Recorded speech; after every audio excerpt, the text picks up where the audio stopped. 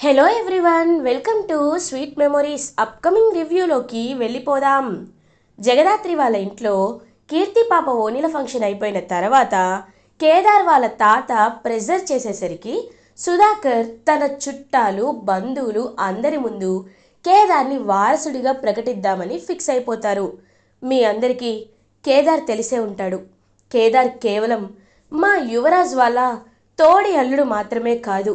కేదార్ నా నా కొడుకు అని చెప్పేలోపు కొంతమంది రౌడీలు వచ్చి సుధాకర్ని కిడ్నాప్ చేసి తీసుకువెళ్ళిపోతారు. ఒక్కసారిగా వైజయంతి, నిషిక అందరూ షాక్లో ఉండిపోతారు. యువరాజ్ మాత్రం చాలా హ్యాపీగా ఫీల్ అవుతాడు. ఎందుకంటే ఆ రౌడీలని సెట్ చేసిందే యువరాజ్ కాబట్టి. జగదాత్రి కేదార్ ఇద్దరు, అత్తయ్య గారు మీరేం కంగారు పడకండి, మేము పోలీసులతో మాట్లాడి ఖచ్చితంగా మావయ్య గారిని సేఫ్గా ఇంటికి తీసుకొస్తామని జగదాత్రి కేదార్ ఇద్దరు బయలుదేరుతారు. అప్పుడే కారులో సుధాకర్ని కొంతమంది రౌడీలు తీసుకువెళ్తూ ఉంటారు. రే ఎవర్రా మీరు అని అడుగుతారు. ఏయ్ సైలెంట్గా ఉండు అని రౌడీలు ఇంకా అలా కార్ స్పీడ్గా వెళ్తుంటే జగదాత్రి తన రివాల్వర్ని తీసి ఆ రౌడీల కార్ ఏదైతే ఉంటుందో ఆ కార్ టైర్కి షూట్ చేస్తారు జగదాత్రి అలియాస్ జేడి. ఒక్కసారిగా కార్ అయితే ఆగిపోతుంది. ఇంకా అలా ఆ రౌడీల కిందకి దిగి ఏయ్ ముందుకొచ్చారో చంపేస్తావు అని అంటారు. వెంటనే జగదాత్రి చాలా స్ట్రాటజిక్గా వాళ్ళతో మాట్లాడుతుంది. చూడండి, ఈవిడ పోలీస్ కాబట్టి మిమ్మల్ని అరెస్ట్ చేయడానికి తనకి 2 నిమిషాలు కూడా పట్టదు. ఒకవేళ మీరు సుధాకర్ మావయ్య గారిని ఎక్కడికైనా తీసుకువెళ్ళినా వీరు ట్రేస్ చేస్తారు కాబట్టి నిమిషాల్లో దొరికిపోతారు, జైలు శిక్షని అనుభవిస్తారు. చెప్పండి జైలుకి వెళ్తారా అని అడిగేసరికి ఇంకా రౌడీలకైతే భయం వేస్తుంది.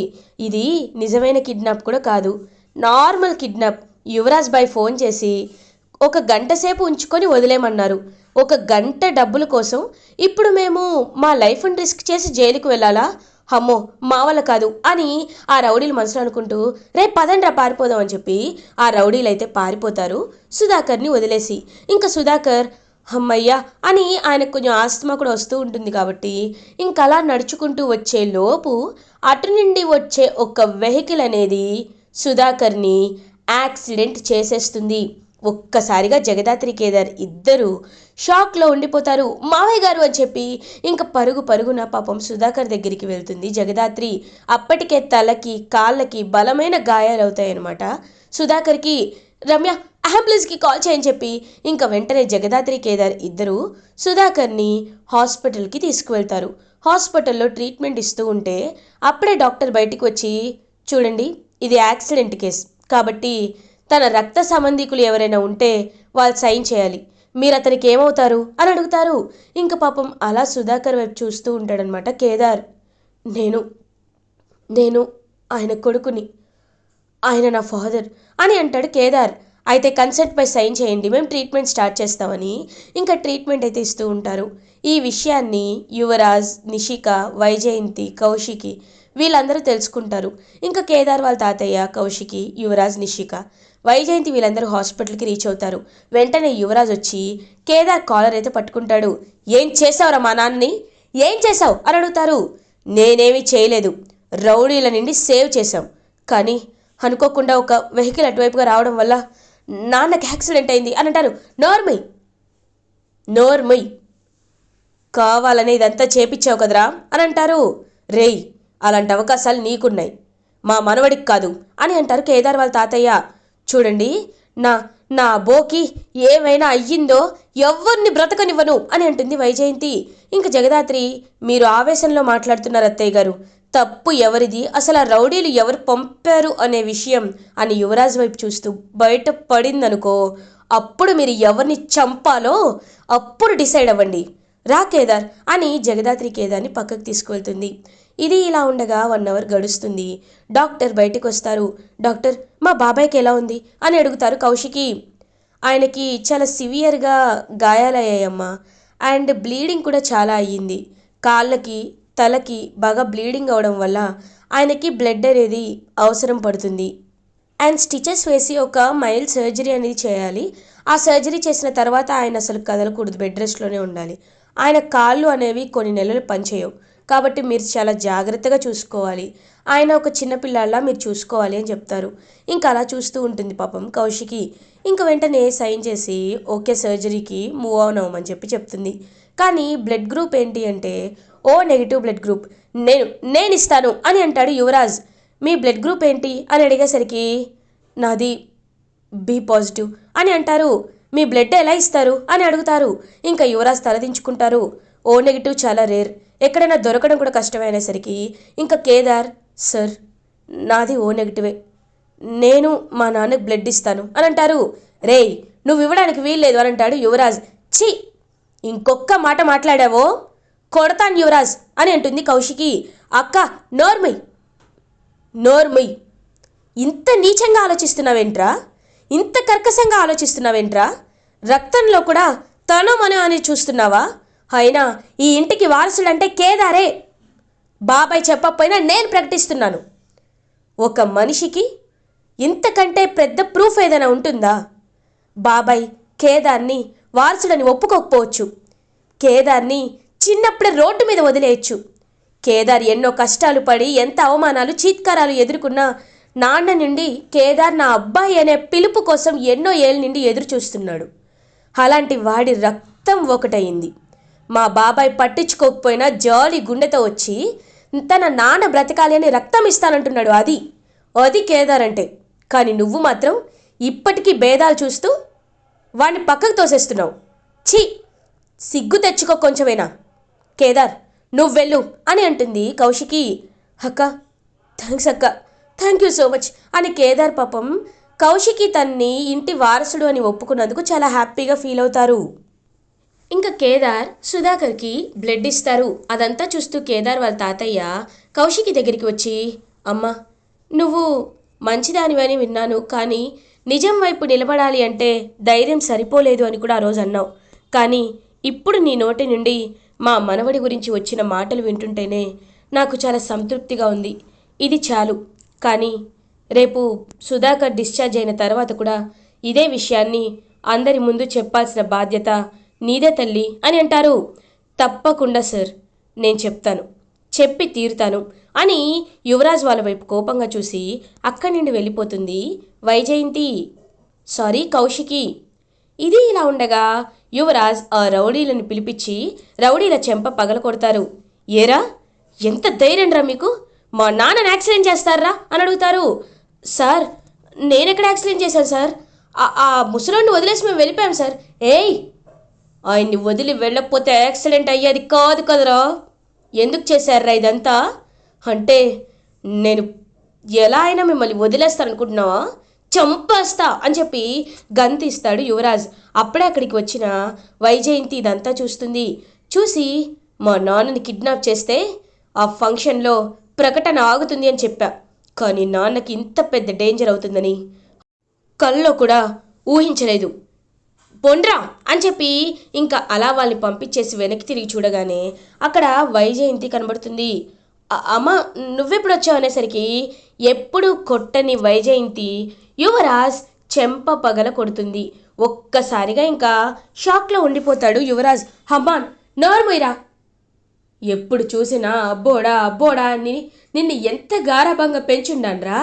ఆస్తి కోసం నీతో ఎన్నిసార్లు నీకు ఆస్తి దక్కాలని, నువ్వు నిషి సంతోషంగా ఉండాలని ఎన్ని త్యాగాలు చేసుండాన్రా. అలాంటిది ఈరోజు నువ్వు మీ నాన్ననే కిడ్నాప్ చేయించాలనుకున్నావా? ఆయన ఆరోగ్య పరిస్థితి నీకు తెలుసు, ఆయన ఎలా ఉంటాడో కూడా నీకు తెలిసి కూడా కిడ్నాప్ చేయించావు. నువ్వు అసలు కన్న కొడుకువేనా అని అడుగుతుంది వైజయంతి. అమ్మ నాన్న ప్రకటన చూడు బాబ్బోడా, నేను ఎప్పుడు బ్రతికేదే నా బో కోసం. ఒక్కసారి నా బోకేదైనా జరిగిందని తెలియాలి, అప్పుడు కన్న కొడుకు అని కూడా చూడండి నేను అని కన్నీళ్ళు పెట్టుకొని అక్కడి నుండి వెళ్ళిపోతుందనమాట వైజయంతి. ఇంకా పశ్చాత్తాపంతో కుమిలిపోతూ ఉంటాడు యువరాజ్. ఇది ఇలా ఉండగా ఆపరేషన్ సక్సెస్ అవుతుంది. కేదార్ కూడా బ్లడ్ ఇచ్చేస్తాడు. సో డాక్టర్ బయటికి వచ్చి ఆపరేషన్ సక్సెస్ అయింది, కాకపోతే ఆయనకి 3 నెలలు కంప్లీట్ బెడ్ రెస్ట్, ఆయన నడవడానికి కూడా వీల్లేదు. ఆయన్ని ఒక చిన్న పుట్టిన పిల్లల్ని ఎలా చూసుకుంటారో అలా చూసుకోవాలి, ఫుడ్ దగ్గర నుండి అన్ని విషయాలు మీరే చూసుకోవాలి అని అంటారు. ఇంకా సరే అని చెప్పి డిశ్చార్జ్ చేసి ఇంటికైతే తీసుకువెళ్తారు. ఇంకా సుధాకర్ అలా చూస్తూ ఉంటారు. లేదు నేను ఎలా అయినా ప్రకటించాలి. నా నా పిల్లలకి ఎలాంటి లోటు రాకుండా కేదార్ ఇన్ని రోజులు పడుతున్న కష్టాల్ని నేను వదిలించాలి అని చెప్పి పాపం అలా ఆలోచిస్తుంటే కరెక్ట్గా అప్పుడే ఇంకా అక్కడికి కేదార్ వస్తాడు. నాన్న, మీరేం ఆలోచిస్తున్నారని అడుగుతారు. లేదు, నేను ఆలోచిస్తుంది నీ గురించే, నిన్ను వారసుడిగా ప్రకటించాలి కదా అని అంటారు. నాన్న, ఇప్పుడు మీరు ఏం చేస్తున్నారు? మీరు బెడ్ రెస్ట్లో ఉన్నారు. ఇలాంటి సమయంలో మీరు ఇంత స్ట్రెస్ తీసుకోవడం నాకు ఇష్టం లేదు. డాక్టర్స్ కూడా మీరు ఎక్కువగా స్ట్రెస్ తీసుకోవద్దు అనే విషయాన్నే చెప్పారు.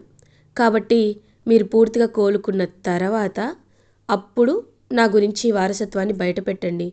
నేను మీరు చావు బ్రతుకుల మధ్య ఉన్నా పర్లేదు, నా స్వార్థమే చూసుకుంటాను అనేవాణ్ణి కాదు.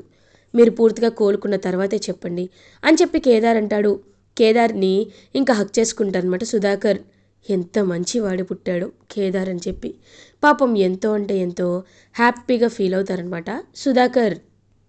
ఇది ఇలా ఉండగా జగదాత్రి కేదార్ జేడీకేడీగా మారుతారు. మారి పోలీస్ స్టేషన్కి వెళ్తారు. సాధు సార్ని కలుస్తారు. జేడీ, నేను ఆ రోజు నీకు కాల్ చేసి చెప్పినట్లు పటేల్ గారిని సెక్యూరిటీ థ్రెట్ ఉందని వాళ్ళ వైఫ్ చెప్పారు. పటేల్ గారిని మీరు సీక్రెట్గా ఫాలో అయ్యారు. ఆ పటేల్ అనే ఒక పెద్ద బిజినెస్ మ్యాన్ హఠాత్తుగా ప్లాన్ చేసి మరీ ఆయన్ని షూట్ చేసి చంపేశారు. అంటే దీనికి కారణం ఎవరు? వాళ్ళ వైఫ్కి ముందే ఎలా తెలిసింది? వాళ్ళ వైఫ్ని ఒకసారి మీరు వెళ్ళి మీట్ అయ్యి అక్కడి నుండే ఇంటరాగేషన్ అనేది స్టార్ట్ చేయండి అని అంటారు. ఖచ్చితంగా సార్, ఇప్పటికే బిజినెస్ మ్యాన్ పటేల్ గారు ఎయిర్పోర్ట్లో దిగిన ఫుటేజ్ అండ్ ఎయిర్పోర్ట్ నుండి వస్తున్న రూట్ అంతా కవర్ చేశాం. ఆ రూట్లో ఎలాంటి సస్పీషియస్ లేదు. ఎయిర్పోర్ట్ దగ్గర కూడా ఆ హంతకులు లేరు. అంటే వాళ్ళు కావాలనే ఇదంతా చేస్తున్నారు. వాళ్ళ వైఫ్ని వెళ్ళి కలుస్తామని చెప్పి ఇంకా వాళ్ళ వైఫ్ని అయితే వెళ్ళి కలుస్తారు. పటేల్ వాళ్ళ బిజినెస్ మ్యాన్ పటేల్ వాళ్ళ వైఫ్, ఇదొక న్యూ కేస్. సో పటేల్ వాళ్ళ వైఫ్ని వెళ్ళి కలిసి, మేడం, మీరు ఆయనకి సెక్యూరిటీ థ్రెట్ ఉందని ముందే ఎలా గమనించారు అని అడుగుతారు. అది అది అని అంటుంది. చూడండి, మీరు మాతో ఏ విషయాన్నైతే షేర్ చేసుకోవచ్చు. మేము ఈ విషయాలు ఎక్కడ చెప్పం. It's a very confidential to us. Feel free to share. పర్లేదు, షేర్ చేసుకోవచ్చు అని అంటారు. ఇంకా డోర్స్ అన్నీ వేసేస్తారు వాళ్ళ వైఫ్ అయితే. వేసేసి, ఏం చెప్పమంటారు మేడం, మా ఆయనకి ఒక అమ్మాయితో పెళ్ళయింది. కానీ వాళ్ళిద్దరి మధ్య మనస్తత్వం బాగోక ఇద్దరు డివోర్స్ తీసుకున్నారు. ఆ తర్వాత తను ఖచ్చితంగా ఆస్తిలో 90% వాటా నాకు రావాలి అని అడిగింది. దానికి మా ఆయన ఒప్పుకోలేదు. తనతో అఫీషియల్గా డివోర్స్ తీసుకున్న తర్వాత నన్ను పెళ్లి చేసుకున్నారు. కానీ అప్పటికి థ్రెటనింగ్ కాల్స్ వస్తూనే ఉన్నాయి. మేము వాటిని ఎక్కువగా పట్టించుకోలేదు. కానీ ఈసారి మాత్రం నువ్వు మా పేరుపై ఆస్తి రాయకపోతే నిన్ను చంపిస్తాను అని ఆవిడ గట్టిగా చెప్పింది. ఆ మాటలు విని నాకు భయం వేసింది. ఆయన్ని అడిగితే తను బెదిరించడం తప్ప ఏమీ చేయలేదు. నువ్వేమీ కంగారు పడద్దు అని అన్నారు. కానీ ఇప్పుడు నేను భయపడినట్లే జరిగింది మేడం అని ఏడుస్తుంది. చూడండి, మీరు బాధపడద్దు. మీ హస్బెండ్ పటేల్ గారి చావుకి కారణం ఎవరో తెలుసుకున్నాను కదా, వాళ్ళపై అనుమానం మాత్రమే ఇప్పుడు ఉంటుంది. పూర్తి వివరాలు తెలుసుకొని మీ భర్త చావుకి మేము న్యాయం చేస్తాం. మీరు ధైర్యంగా ఉండండి అని చెప్పి ఇంకా జేడీకేడీ అక్కడి నుండి బయటికి వచ్చేస్తారు. ఇది ఇలా ఉండగా నైట్ అవుతుంది. సుధాకర్ తన రూమ్లో కూర్చొని ఉంటారు. సుధాకర్కి ఇంకా చాలా గొంతులో అంతా ఇబ్బందిగా ఉంటుంది. కానీ చుట్టూ చూసినా ఎవ్వరూ ఉండరు. ఇంకలా యువరాజ్ వాళ్ళు, నాన్న, మీకోసం మేము ఒక కేర్ టేకర్ని సెట్ చేసాం, ఇదిగోండి అని చెప్పి ఇంకా ఆవిడైతే వస్తుంది. ఆవిడ మాత్రం చాలా ఏదో పని చేసామన్నట్లే ఉంటుందన్నమాట. నాకు కొంచెం దాహంగా ఉంది అంటే, దాహంగా ఉందా, ఇదిగో ఈ వాటర్ తీసుకోండి అని చెప్పి వాటర్ చేతికే ఇచ్చేస్తుంది. ఇంకా ఆయన చాలా ఇబ్బందిగా తాగుతాడనమాట. అలా నైట్ అయినా సరే ఇంకా వైజయంతి నిద్రపోతూ ఉంటే ఆవిడ కూడా నిద్రపోతూ ఉంటుంది. ఇంకా సుధాకర్ని ఎవరు పట్టించుకునే వాళ్ళే ఉండరు. అదంతా గమనించి సుధాకర్ దగ్గుతూ ఉంటే అప్పుడే కేదార్కి సుధాకర్ వాయిస్ వినిపించి పరుగున వస్తాడు. వచ్చి, నాన్న నాన్న ఏమైంది, ఒక్క నిమిషం అని చెప్పి ఇంకా ఇన్హేలర్ని అయితే తీసుకొచ్చి ఇన్హేలర్లతో ట్రీట్మెంట్ చేస్తారు. ఏంటి, నువ్వు ఒక కేర్ టేకర్వా? అయినా ఇలాగేనా మనిషిని చూసుకునేది అని అంటాడు కేదార్. అప్పుడే ఇంకా వైజయంతి, ఏంది బో, ఏంది అలా మాట్లాడుతున్నావు? చూడు, మా బోని ఆవిడ బాగానే చూసుకుంటుంది. మనుషులు నాకు నిద్ర రాదా ఏంటి అని అంటారు. అత్తయ్య గారు, మీరు అంత కర్కశంగా ఎలా మాట్లాడుతున్నారు? మేమేది చేసినా రాంగ్, వాళ్ళు ఏది చేసినా రైట్ అంటారేంటి అని అంటుంది జగదాత్రి. ఇంకా వెంటనే అలా చూస్తూ ఉంటుందన్నమాట వైజయంతి. కేర్ టేకర్ ఏమో, అయినా నేను ఇప్పటివరకు బాగానే చూసుకున్నాను అంటుంది. ఏమీ అక్కర్లేదు, మా నాన్నని నేను చూసుకుంటాను. నేను ఆయన్ని కంటికి రెప్పలా కాపాడుకుంటాను. ఇంకెవ్వరు ఇందులో జోక్యం చేసుకోవడానికి కూడా నేను ఊరుకోను అని అంటారు కేదార్ యువరాజ్ వైపు చూస్తూ. యువరాజ్ అది కాదనే లోపు వైజయంతి యువరాజ్ని పక్కకి లాక్కు వెళ్ళిపోతుంది. రేయ్, నీపై నాకు నమ్మకం పోయింది. ఎప్పుడైతే మీ నాన్నపైకి రౌడీలను పెట్టించావో అప్పుడే నీపై నమ్మకం పూర్తిగా పోయింది. కాబట్టి ఆ కేదార్ చూసుకుంటానంటున్నాడుగా, చూసుకోనిలే అని చెప్పి ఇంకా అలా అక్కడి నుండి అయితే వెళ్ళిపోతారు వైజయంతి. అప్పటి నుండి యువరాజ్ కాకుండా కేదారే ఇంకా సుధాకర్ని చాలా జాగ్రత్తగా ఒక పసిపిల్లవాడిని చూసుకున్నట్లు అన్ని సేవలు చేస్తారు.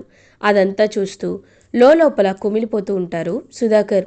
ఎలా అయినా నేను ఇవాళే తన్ని నా కన్న కొడుగ్గా ఇంట్రడ్యూస్ చేయాలి. ఇంకా ఈ పశ్చాత్తాపాన్ని నేను మొయ్యలేను అని చెప్పి ఇంకా ఫిక్స్ అయిపోతారు సుధాకర్. ఇలా ఎపిసోడ్ ఎండ్ అవుతుంది.